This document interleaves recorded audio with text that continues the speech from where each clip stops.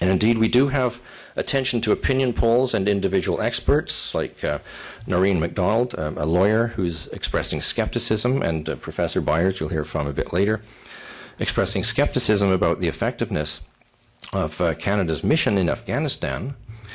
But I think we have less analysis of the reasons for getting into the conflict in the first place. Brian Stewart, I think, on CBC is perhaps one exception to that rule, but I've seen very little by way of analysis of why is Canada in Afghanistan, what really is the mission about, what are the contending interpretations of why we are there, including, even though, it's the radical sort of explanation that it's ultimately about oil and hegemony. That's at least one possible explanation that at least I think deserves consideration. So what we're doing at Newswatch Canada right now is we're analyzing coverage of the Afghanistan and Middle East conflicts from the perspective of peace journalism, which is a sort of an analytical framework that's emerging within the practice of journalism itself as well as within academia. And from the peace journalist viewpoint, journalism is unavoidably an intervention in conflict cycles. Coverage of war, peace journalists argue, typically reinforces escalation rather than de-escalation of conflict. And they call typical coverage of wars, they call it war journalism. It's, in effect, advocacy for war. And there's a scholar named Johan Galtung, who's sort of the godfather, if you like, of this field of conflict analysis and peace journalism. And he argues that typically war journalism has a number of characteristics that reinforce conflict. It tends to focus on one conflict arena rather than a broader scope. Let me give you an example. And it's an example from Jake Lynch, who's sort of a very well-known and respected British journalist, who's one of the sort of leaders of the peace journalism reform movement. He suggests, think about the coverage of the so-called nuclear crisis involving Iran. The focus of the news is entirely on the question of Iran, whether or not it has a nuclear program that is designed to produce bombs or whether it's peaceful power production. He says if we broaden the focus to look at the question of non-nuclear proliferation, nuclear non-proliferation more generally, you would see that it's not only Iran that can be held, that is at fault. There's a much bigger set of questions here about what are the responsibilities, for example, of our side, of the existing nuclear powers.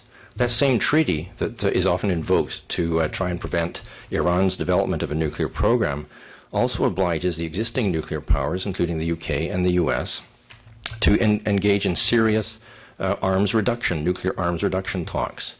But nobody in the media ever talks about that. So that would be a peace journalism perspective of broadening the scope of looking at other ways out of an apparent crisis. So other characteristics of war journalism include it tends to make wars opaque or secret. It defines them as the problem. It demonizes and dehumanizes them. It's reactive. It waits for violence before engaging in reporting.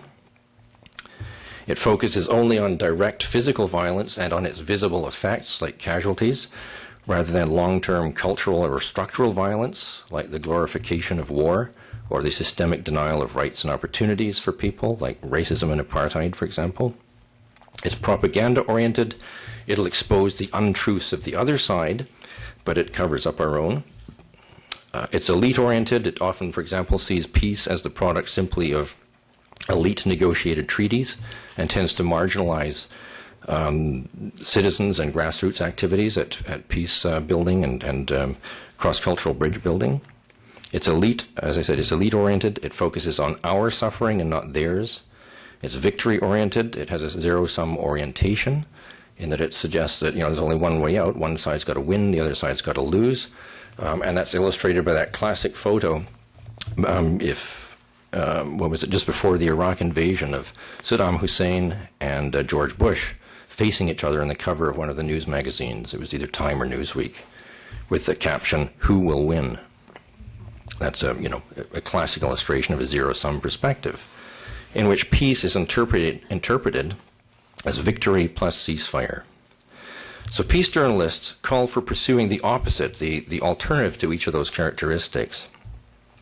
And they ask, what is it that locks conventional war reporting into becoming war journalism, advocacy of war, in effect, even if unintentional? And let me conclude by suggesting some of the reasons, some of the factors I think we have to look at and change if journalism is to become something that can help make more possible the peaceful resolution of conflict.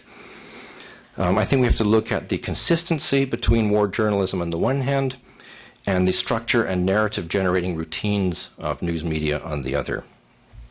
So, three things here. One is objectivity, okay, the notion or the ethos of objectivity in journalism. Jake Lynch and his colleagues, including myself, have argued that there's three characteristics of objectivity, okay, that incline the news towards advocacy of war. One is dependence on official sources.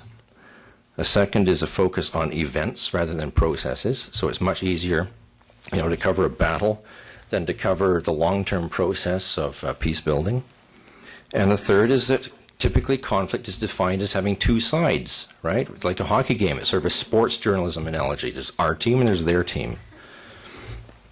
And in fact, some peace journalists have made that metaphor explicitly, that wars are covered like sports, rather than what they should be covered is like health, in which you look for the causes of diseases in a much broader way. It's not us versus them, me against the virus, right? There's all kinds of conditions and characteristics that go into the emergence of war, if you think of it as a disease. And then sport is covered like war, too. Yeah. Well, it works both ways, sure. And a secondary we should look at is news values, right? It's hard to contest, but I think we have to. We have to challenge journalism's dominant sense of news values, because the assumption is that audiences prefer to watch or see or read about violent conflict rather than cooperation, drama and novelty rather than long-term commitment, ethnocentrism rather than cross-cultural bridge building. Jake Lynch suggests that, in fact, when in the lead-up to the invasion of Iraq in 2003, those newspapers in Britain that gave the most emphasis to the war and the conflict, to taking a warlike stance, actually lost circulation compared to others like the Daily Mirror, which took an oppositional position. So there may be scope there for rethinking news values and what audiences actually want. And the third aspect is the structure of the media. I'll conclude with this, because I think ultimately it's not fair to attribute the problems of the media simply to journalists. I think a lot has to do with the structure within which they work. First of all, to some extent, there's an overlap of ownership between military and media corporations, but I don't think that's a major factor, actually. I mean, there are some corporations like General Electric that are engaged both in the nuclear and military industries as well as own TV networks, for example, in the United States. But I don't think that's the major problem. I think more important is the commercial imperatives to attract audiences that are local and national in scope, not transnational. Because although we hear a lot about globalization and media globalization, that's much less true of news than it is of, for example, film or music. Okay? News still has local and national audiences by and large. And that means that they're going to tend to play to audiences' preferences and prejudices. Okay, so we lack media in the world that are genuinely transnational, that can promote, bridge building or mutual dialogue between people from different cultures. And finally, there's a kind of symbiosis between, on the one hand, media corporations, and on the other hand, the state and other institutions and processes that arguably sometimes generate structural violence, or that even constitute structural violence. I'm thinking, for example, of the institutions, like the advertising industry, that promotes excessive consumption and consumerism, or the interstate organizations that promote neoliberal globalization, that has all kinds of consequences beyond the scope of what I can address right now.